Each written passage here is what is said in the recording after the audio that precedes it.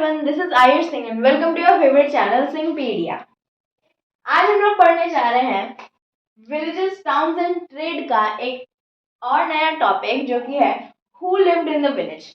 तो हमने विलेजेस के बारे में पढ़ा था, हमने इरिगेशन पढ़ा, हमने पढ़ा कि वो लोग आयरन के यूज करने लगे थे, एक्सेस बनाने लगे थे, प्लाउशेयर्स बनाने लगे थे। तो वो जो विलेज था उसमें कौन कौन रहता था। अब देखो, जो हमारा इंडिया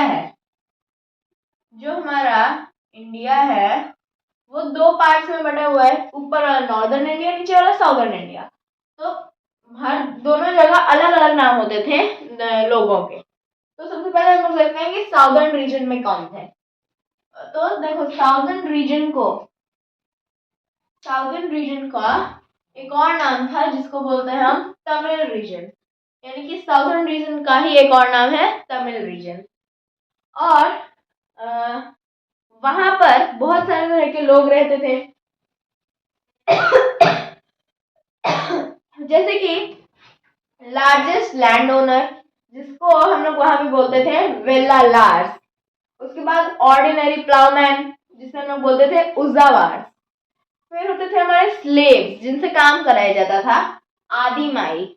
और जो लैंडलेस लेबरर्स होते थे, वैसे लेबरर्स जिनके पास कोई अपना खुद का जमीन नहीं है, उन्हें बोलते थे कदाई सियार। जो कदाई सियार होते थे वो उनसे जो बड़े फार्मर्स हैं उनके फील्ड में काम करते थे। और वो कदाई सियार उसके बदले क्या लेते थे, उनको भी तो कुछ चाहिए, उन्होंने भी काम किया है। तो for the work they took wages और a part of the field, यानी कि जितना भी क्रॉप हुआ उसका कुछ पार्ट ले लेगा। अब आते हैं नॉर्दर्न रीजन में, तो वहां पे भी सेम लोग रहते थे। लार्जेस्ट लैंड ओनर को इस बार बोलते थे हम ग्राम भोजक, और ग्राम भोजक बहुत ज्यादा इंपॉर्टेंट है, तो उसके लिए एक और अलग सेक्शन भी है, ठीक है।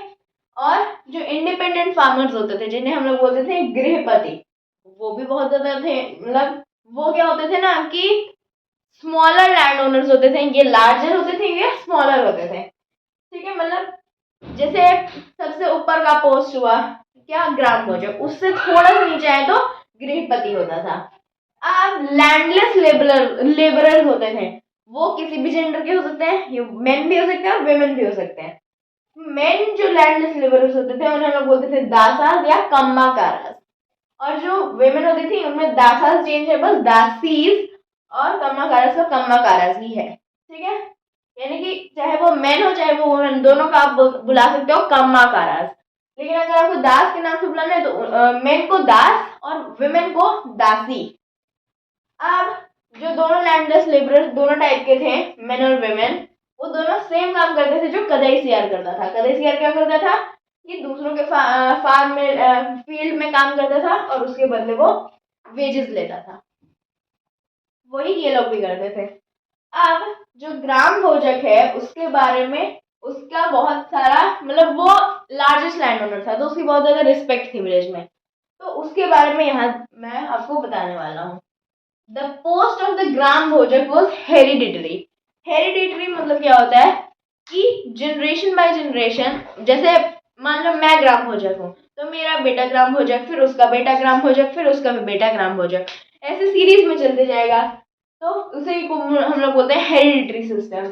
तो जो ग्राम भोजक का पोस्ट था वो हेरिडिटरी था, यानी कि जो ग्राम भोजक बना उसका बेटा फिर ग्राम भोजक बनेगा, फिर उसका बेटा, तो यानी कि ऐसे एक सीरीज चलती जाएगी। अब उनके पास दो टाइप्स के पीपल होते थे कल्टीवेशन के लिए लैंड के। वो लैंड ओनर है तो वहां पे जो कल्टीवेशन करता होगा उसके कटाई के लिए, उसके हार्वेस्ट करने के लिए भी उसने पीपल रखे हुए थे दो। कौन कौन से, स्लेव्स और हायर्ड वर्कर्स। या तो वो वर्कर्स से करवाता था या फिर वो स्लेव्स, यानी कि अगर वो नॉर्थ इंडिया में है ना तो दासास या कम्माकारास से करवाता था, ठीक है। उनका तीन और काम थे कि वो टैक्स कलेक्ट करते थे कभी कभार, ठीक है, जज की तरह भी काम करते थे, और पुलिस मैन की तरह भी काम कर सकते थे। कौन, ग्राम भोजक। अब ये तो हो गया कि who lived in the village, यानी कि उन विलेज में रहता कौन था। अब उन विलेज में ये सब तो रहते थे, साथ में पोएट्स भी रहते थे।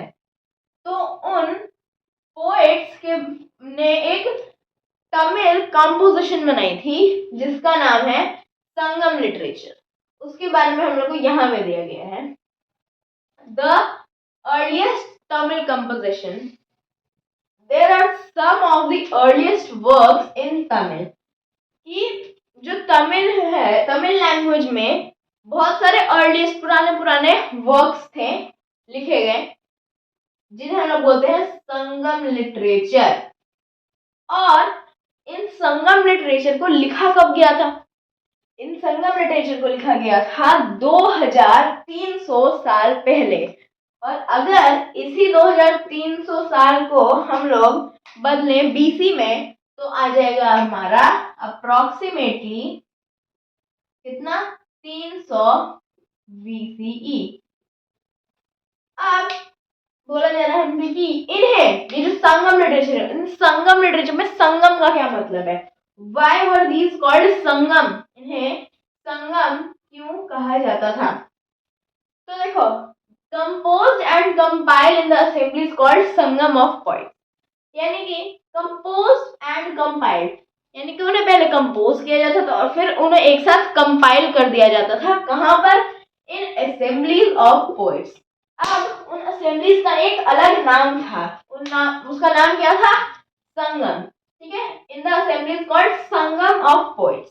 ठीक है, यानी कि उन्हें संगम में, जो कि असेंबलीज थी, वहां पर पहले उसको कंपोज किया जाता था, लिटरेचर को, संगम लिटरेचर को, देन उसे कंपाइल यानी कि एक साथ जोड़ा जाता था, एक साथ उन्हें रखा जाता था। Where were the Sangam held? Where were the Sangam held, यानी कि जो संगम थे, जो असेंबलीज थी, वो होती कहाँ पे थी? वो मतलब वो कहाँ चलती थी? तो the Sangam were held in Madurai. Madurai का है साउथ इंडिया में। ठीक है, ये हमारा है इंडिया यहाँ, तो साउथ इंडिया में यहाँ पे हमारा यहाँ पे क्या है हमारा? मदुरई। ठीक है, और आपके बुक में पेज नंबर 87, जिसमें मैप 7 दिया गया है, उसमें भी दिया गया है मदुरई, आप देख सकते हैं साउथ इंडिया में इस साइड। ठीक है, अब ये जो तमिल वर्ड्स हमने सीखे हैं, वेल्लालार, उज़ावार्स, आदिमाई, कदाई-सियार, ये जो 4 तमिल वर्ड्स हमने सीखे ना, वो तमिल वर्ड्स हमें संगम लिटरेचर से ही मिले हैं। ठीक है, Tamil words that you learn our found from Sangam literature, यानी कि जो चीजें 2300 साल पहले लिखी गई थी, उनसे हमें मिला था क्या? कौन से 4 वर्ड्स? वेलालार, उज़ावार्स, आदिमाई और कदाई-सियार। यानी कि ये जो चारों थे वो साउथ में रहते थे। ठीक है, यानी कि पहले हमें पता नहीं था, जैसे हमने नाम देखा तो हमें पता नहीं चला कि वो साउथ के थे या नॉर्थ के थे, लेकिन वो तमिल में लिखा गया था, यानी कि वो साउथ के ही थे, क्योंकि साउथ की लैंग्वेज है तमिल, तो हमें उससे पता चला कि ये साउथर्न रीजन के लिए है। ठीक है, अब हमने जो में पढ़े वो संगम से ही मिले हैं, इसका मतलब पूरा ये हुआ। ठीक है, तो हमने क्या पढ़ा कि वहां पे बहुत सारे लोग रहते थे और ग्राम भोजक उनमें सबसे ज्यादा क्या था? इम्पोर्टेंट था। और फिर हमने पढ़ा कि संगम लिटरेचर क्या होता है। तो ये था हमारा आज का topic, who lived in the village and the earliest Tamil composition. I hope कि आपको ये टॉपिक समझ में आ गए हो। अगर आपको इस रिलेटेड कोई भी डाउट्स हो तो आप मुझे कमेंट्स में पूछ सकते हैं। Thank you very much.